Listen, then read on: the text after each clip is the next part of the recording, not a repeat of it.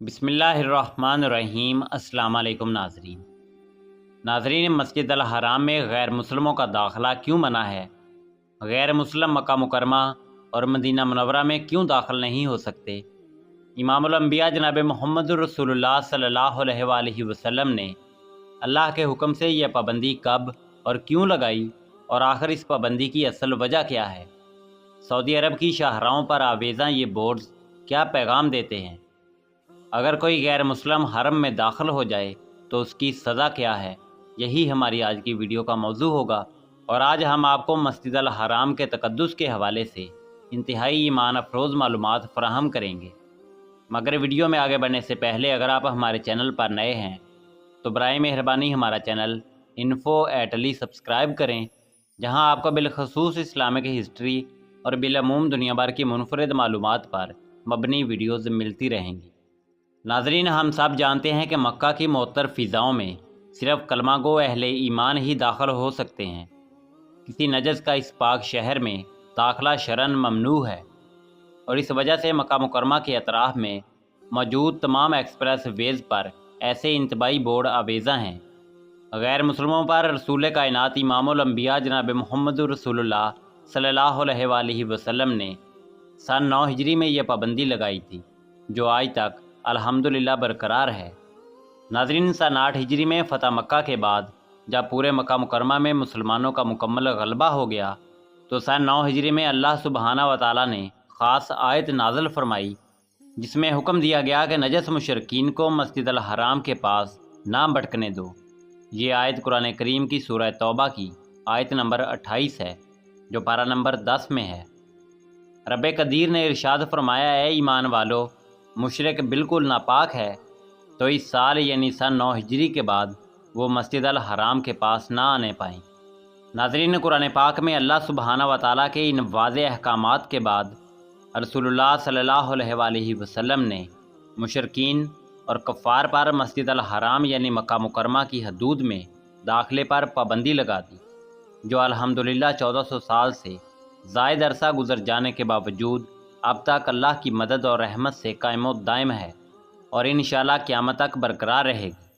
Medina Munawwara भी क्योंकि रसूल कायनात इमामुल अंबिया जनाब मोहम्मद रसूलुल्लाह सल्लल्लाहु अलैहि वसल्लम का हरम है और आप सल्लल्लाहु अलैहि वसल्लम वहाँ मौजूद हैं, तो इसकी अज़मत और पाक दामनी और हुर्मत का तकाज़ा है कि वहाँ की मोअत्तर फ़िज़ाओं में भी नजस लोग दाखिल ना हों। इसलिए मदीना मुनव्वरा में भी ये पाबंदी लगाई गई है। नाज़रीन, अब सवाल ये है कि काफिरों को मसाजिद में दाखिल होने या ना होने में इख्तलाफ है। इमाम मालिक के नज़दीक किसी भी मस्जिद में काफिर का दाखिला नाजायज़ है। इमाम शाफ़ी के नज़दीक मस्जिद अल हराम के अलावा दीगर मसाजिद में काफिर को मुसलमान की इजाज़त के साथ दाखिल होना जायज़ है। और हमारे इमाम आज़म इमाम अबू हनीफ़ा रहमतुल्लाह अलैह के नज़दीक बवक्ते ज़रूरत काफिर हर मस्जिद में दाखिल हो सकता है। अब यहाँ सवाल ये है कि ये इख्तलाफ क्यों है और इस इख्तलाफ का मतलब और मकसद क्या है?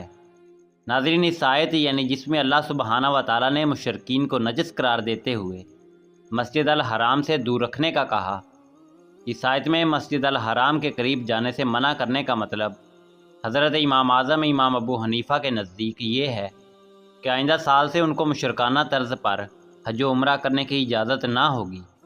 और इसकी दलील वो हदीस है कि आपने हज़रत अबू बकर सदीक़ रज़ी अल्लाह तआला अन्हो और हज़रत अली करमुल्लाह वजहुल करीम के ज़रिए मौसम हज में जो ऐलान बरात कर दिया था, वो उसी का ऐलान था कि इस ऐलान के मुताबिक उनको हज व उम्रा की ममानत की गई। यानी इस्लाम का ये एक सियासी हुक्म है जिसका ऐलान सूरह तौबा के शुरू में किया गया है कि जिस कदर मुशरकीन मक्का में मौजूद थे उन सब से हरम को खाली कराना मकसूद था, ताकि आइंदा उनके गलबा से हरम को महफूज रखा जा सके। जहाँ तक मस्जिद को निजास्तों से पाक रखने का मसला है तो वो एक मुस्तकिल मसला है, कुरान और हदीस से साबित है, मगर इस आयत का ताल्लुक इस मसला से नहीं है। क्योंकि फ़तह मक्का के बाद कबीला बनु सकीफ़ का एक वफ़द आया तो हुज़ूर ताजदार ख़त्म नबुव्वत सल्लल्लाहु अलैहि वसल्लम ने उसे मस्जिद अल हराम में ठहराया, हालांकि वो वफ़द काफरों का था। सहाबा कराम ने अर्ज़ भी किया, या रसूल अल्लाह, ये नजस लोग हैं, उनको आपने मस्जिद में ठहराया। तो आपने जवाब में इरशाद फरमाया کہ مسجد کی زمین پر ان کی نجاست کا کوئی اثر نہیں۔ اسے معلوم ہوا کہ مشرکین جو نجس ہیں وہ کفر و شرک کی نجاست ہے۔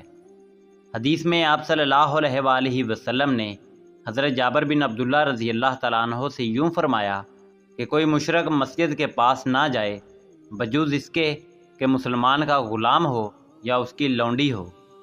اس حدیث میں کافر غلام اور کافرہ باندی کو مسجد میں داخلے کی اجازت دی۔ انہی آیات و احادیث کی بنیاد پر کسی ضرورت سے اگر یا با اجازت خلیفۃ المسلمین اگر کافر مسجد حرام میں داخل ہونا چاہے تو ہو سکتا ہے، اور ظاہری نجاست کی حالت میں تو کافر و مسلمان دونوں کو مسجد الحرام ہی نہیں بلکہ عام مسجد میں بھی داخلہ ممنوع ہے۔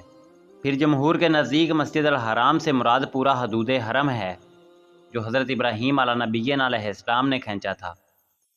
پھر آپ صلی اللہ علیہ وآلہ وسلم نے اس کا دائرہ اور وسیع کر دیا کہ پورے جزیرۃ العرب سے کافروں کو نکالنے کا حکم فرما دیا کہ مکہ مکرمہ اسلام کی مرکزی جگہ ہے اور یہ اسلام کا قلعہ ہے، یہاں کسی غیر مسلم کو رکھنا گوارا نہیں کیا جا سکتا۔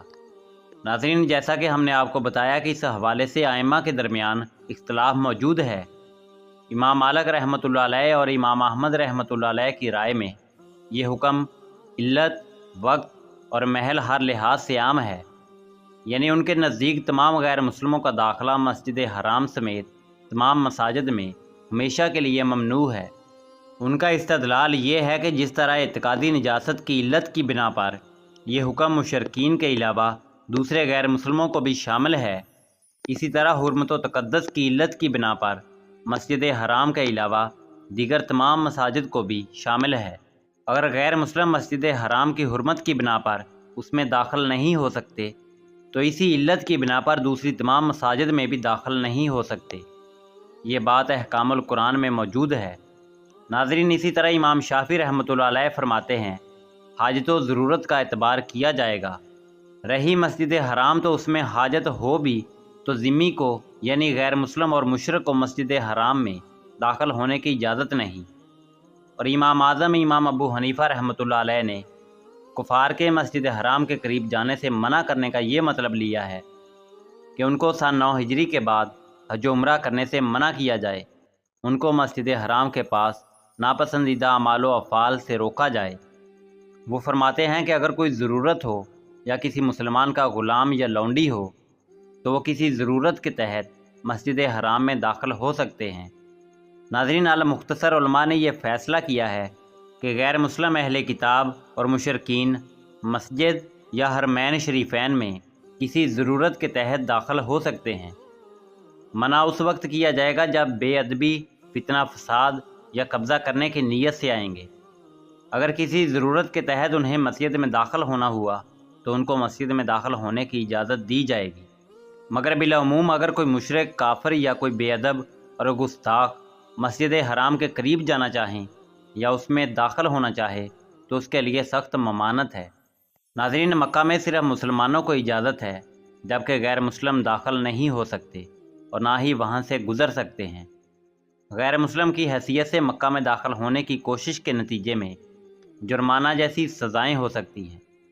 غیر مسلم کے طور پر مکہ میں رہنے کے نتیجے میں ملک بدری بھی ہو سکتی ہے۔ ناظرین، اسی امید کے ساتھ اجازت دیجیے کہ آپ کو ہماری ویڈیو پسند آئی ہوگی۔ ملتے ہیں بہت جلد ایک نئی تاریخی، تحقیقی اور معلوماتی ویڈیو کے ساتھ۔ دیکھتے رہیے info@ali۔ اللہ رب العزت آپ کا حامی و ناصر ہو۔